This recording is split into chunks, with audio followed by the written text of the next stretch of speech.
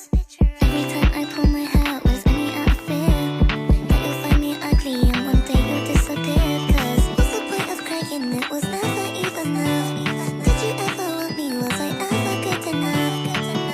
But boys are layer, but boys are layer. Halo, ketemu lagi dengan saya Arif. Di sini kita akan membahas mengenai tantangan, cara, strategi yang digunakan oleh mahasiswa dalam menyeimbangkan organisasi kampus dan akademik.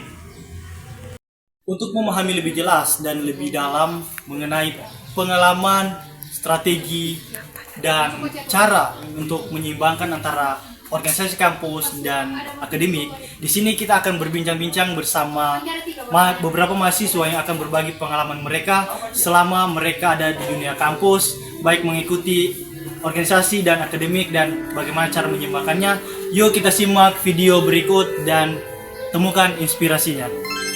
Halo Kak Irma. Lagi dan lagi saya bertemu dengan Kak Irma nih. Halo Kak Kalista lagi. Halo kakak.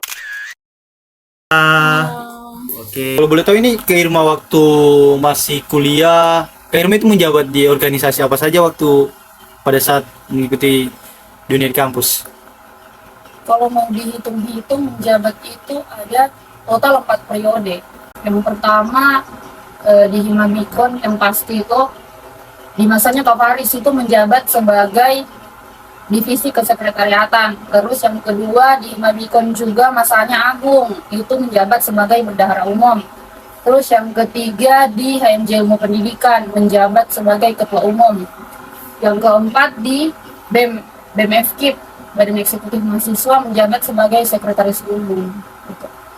Oke. Nah, Kak Kalista ini di organisasi kampus ikut di organisasi apa atau menjabat di bagian organisasi mana?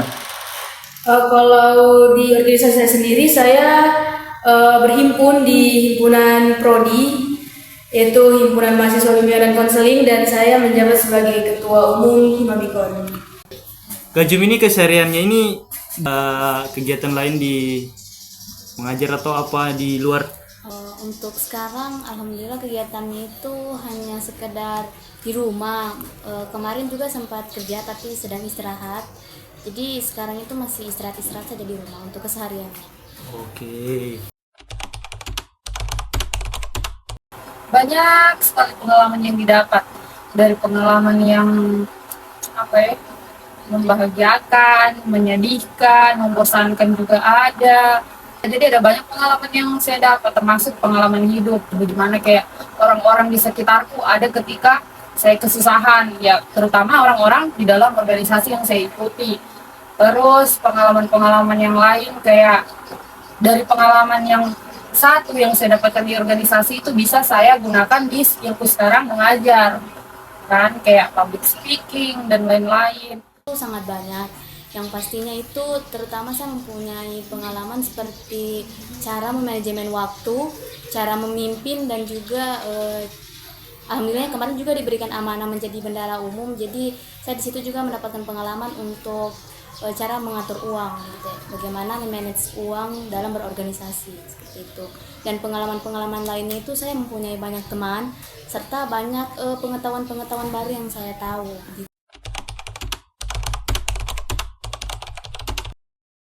Hal yang menghambat sudah tentunya itu waktu. Maksudnya antara mensejajarkan waktu di himpunan dan juga waktu di perkuliahan itu menurut saya masih agak kewalahan di bagian situ. Yang pastinya tantangan yang saya hadapi terkait antara organisasi dengan akademik itu yang pasti mengatur waktu pasti ya, karena mungkin ada di waktu yang sama itu kita kayak ada rapat misalnya di organisasi, terus yang satunya kita juga ada mata kuliah. Jadi itu tantangan bagi saya, di mana saya harus bisa untuk manajemen waktu di pada saat berorganisasi dengan juga menuntut perkuliahan.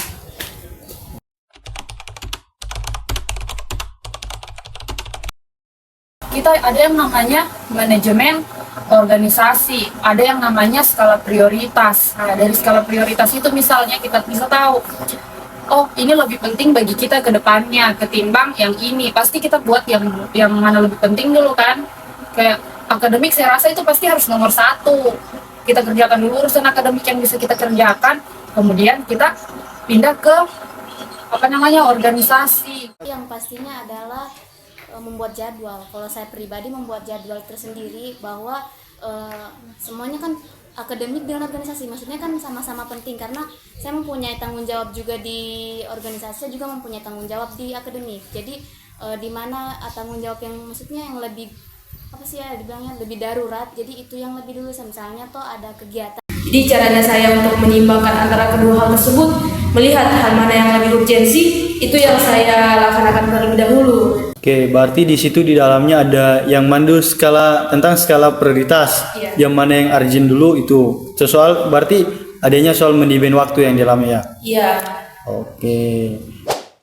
Terima kasih kepada mahasiswa yang telah berbagi pengalaman dan pandangan kepada kita semua. Nah, kita simak dari video atau hasil wawancara yang kita lihat tadi. Nah, di situ meskipun banyak tantangan atau rintangan yang mereka lalui, mereka mempunyai berbagai tips yang unik untuk menuntaskan masalah yang mereka lalui. Meskipun dibebani antara dua aspek, adanya aspek organisasi dan aspek akademik. Dari beberapa cerita yang kita dengarkan dan pengalaman serta pandangan dari beberapa mahasiswa, jelas bahwa menemukan sebuah keseimbangan itu sangat mungkin dilakukan ketika kita bisa memprioritaskan dengan baik dan mengatur waktu dengan bijak.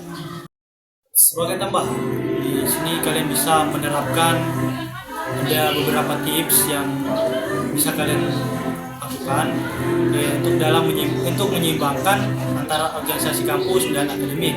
Yang pertama itu kalian membuat jadwal yang terstruktur, di mana kalian bisa mengatur jadwal seperti membuat kalender atau itu hari-hari untuk dimana skala terpenting untuk kalian mengatur waktu ke dalam mengerjakan tugas. Yang kedua, tentukan prioritas mana tugas yang paling penting itu dulu dikerjakan. Yang ketiga, di sini luangkan waktu untuk diri sendiri, di mana di sini luangkan waktu untuk diri sendiri. Di sini kalian memberikan diri kalian untuk istirahat, untuk menjaga kesehatan mental ataupun fisik kalian. Nah, mungkin saja tips yang bisa saya berikan, semoga bisa bermanfaat buat kita semua ke depannya. Dadah.